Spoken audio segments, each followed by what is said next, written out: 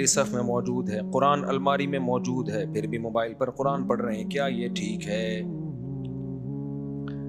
جائز ہے, موبائل پہ بھی پڑھ سکتے ہیں, زبانی جب پڑھ سکتے ہیں, قرآن سامنے رکھا ہوا ہے لیکن آپ زبانی پڑھ رہے ہو تو موبائل پہ کیوں نہیں پڑھ سکتے؟ لیکن ثواب زیادہ مصحف میں پڑھیں, اس کی الگ برکت ہوتی ہے. جتنا پروٹوکول دیں گے قرآن کو اس کی اتنی برکتیں زیادہ ہوں گی. لیٹ کے تلاوت بھی جائز ہے نا, لیکن بیٹھ کے کریں گے تو زیادہ ثواب ملے گا. بغیر وضو کے بھی جائز ہے, وضو کر کے کریں گے تو اور زیادہ عزت دے رہے ہیں. تو بغیر مصحف کے زبانی بھی پڑھ سکتے ہیں, لیکن قرآن سامنے رکھیں گے تو اور زیادہ اس کی اہمیت ہوگی اور آپ کے دل میں بھی اس کی عزت بیٹھے گی. دیکھو دین میں نا اپنے مزاج کو مت داخل کیا کرو. بعض دفعہ انسان نا کے اوپر کوئی اس کا اپنا دل چاہ رہا ہوتا ہے کہ ایسا ہونا چاہیے. یہ دیکھو شریعت میں کیا ہے. اب جب موبائل میں قرآن پڑھنا جائز ہے تو جائز ہے نا, اس میں کیا ہے؟ ہاں بہتر ہے پڑھ لو. تو بعض لوگوں کو یہ ہوتا ہے موبائل قرآن سامنے رکھا ہے موبائل میں پڑھ رہا ہے, تو کیا ہو گیا اس میں؟ بہت ساری چیزیں ہم دن میں نا لوگوں سے واسطہ پڑتا ہے ہمارا, تو وہ بری چیز نہیں ہوتی, لیکن آپ کا ایک خاص معیار بن چکا ہوتا ہے تو آپ کو بری لگ رہی ہوتی ہے وہ. میں بتایا تھا نا اعتکاف میں لوگ بعض دفعہ پوری پوری رات پڑے سوتے رہتے ہیں, تہجد نہیں پڑھتے. تو ہماری انتظامیہ کے بعض لوگوں نے کہا یہ اعتکاف میں آئے ہوئے ہیں تہجد نہیں پڑھ رہے. تو میں نے کہا نہیں پڑھ رہے تو کیا ہے, تو پڑھے رہنے دو, فجر تو پڑھ رہے ہیں نا, پڑھ لیں اچھی بات ہے, ان کو سمجھاؤ, لیکن نہیں پڑھنے سے آپ کو تکلیف کیوں ہو رہی ہے؟ ٹھیک ہے نا, یہ تکلیف ہونا غلط ہے. اس کا مطلب آپ شریعت سے بھی ایک ہاتھ آگے جانے کی کوشش کر رہے ہو, تو شریعت سے آگے مت نکلو بھائی. اعتدال پہ رہنا چاہیے, اعتدال پہ, افراط و تفریط کا شکار نہیں ہونا چاہیے. شریعت کا حکم ہے کہ کھانا سامنے آ جائے نا, بھوک لگ رہی ہے اور کھانا ہی سامنے آ گیا تو آپ جماعت چھوڑ سکتے ہیں, کھانا کھا لیں آپ. اس کا معمول بنانا جائز نہیں ہے, لیکن اگر کبھی ایسا ہو گیا کہ بھوک بھی لگ رہی ہے اور کھانا اتفاق سے اسی ٹائم پہ آ گیا سامنے, اب وہ چھوڑ کے جائیں گے, کھانا بھی خراب ہو جاتا ہے, ٹھنڈا ہوتا ہے, بعد میں دوبارہ گرم کرنا پڑتا ہے. بعض دفعہ یہ ہوتا ہے دل بھی نہیں لگتا نماز میں کہ یار ادھر کھانے کی طرف توجہ رہتی ہے. تو نبی صلی اللہ علیہ وسلم کی صحیح حدیث ہے, اذا وضع الطعام اذا وضع العشاء فابدؤوا بالعشاء, کہ جب رات کا کھانا رکھ دیا جائے تو کھانا پہلے کھا لو. نارملی اس کا معمول نہیں بنانا چاہیے, کبھی اتفاق سے ہو گیا تو پھر بھی کوئی لوگوں کو تکلیف ہو رہی ہے, نہیں جی ہماری جماعت, تو یہ اس کا مطلب ہے آپ شریعت سے دو ہاتھ آگے جا رہے ہو. مجھے یاد ہے ہماری کسی نے دعوت کی, بہت پرانا واقعہ, 20 سال تو ہو گئے ہوں گے اس کو, بلکہ اس سے بھی زیادہ. تو جب دعوت کی نا, میں مدرسے میں نیا نیا فارغ ہوا تھا پڑھ کے,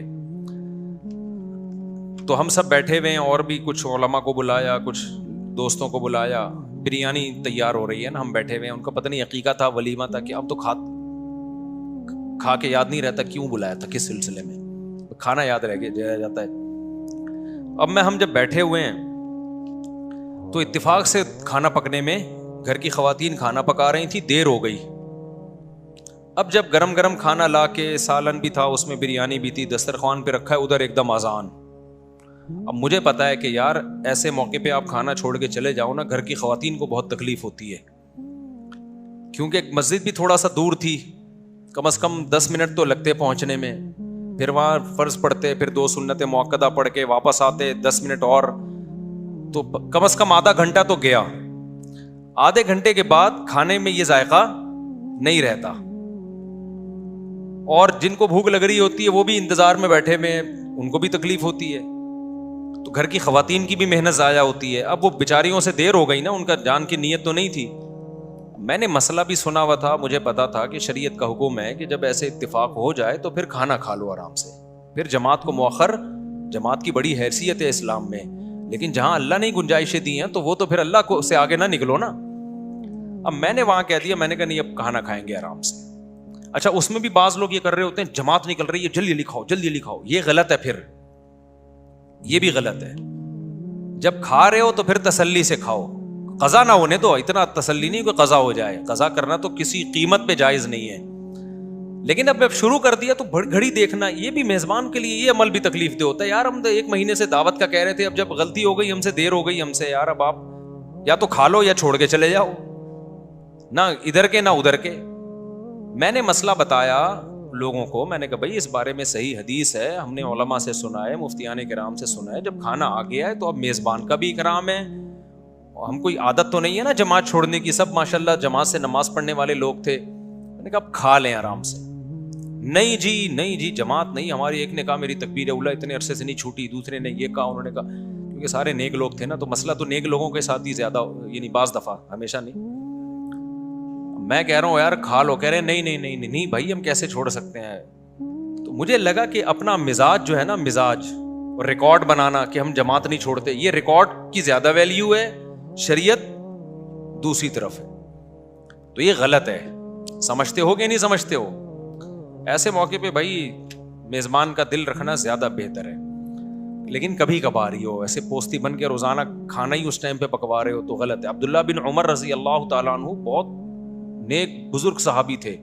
ان کے بارے میں ہوتا ہے کہ ادھر اقامت ہو رہی ہوتی تھی اور بعض دفعہ گھر میں کھانا پکنے میں دیر ہو گئی اور کھانا سامنے لا کے رکھا, تو بھوک بھی سخت لگی ہوتی تھی, تو اقامت ہو رہی ہوتی تھی اور آپ کھانا کھا رہے ہوتے تھے.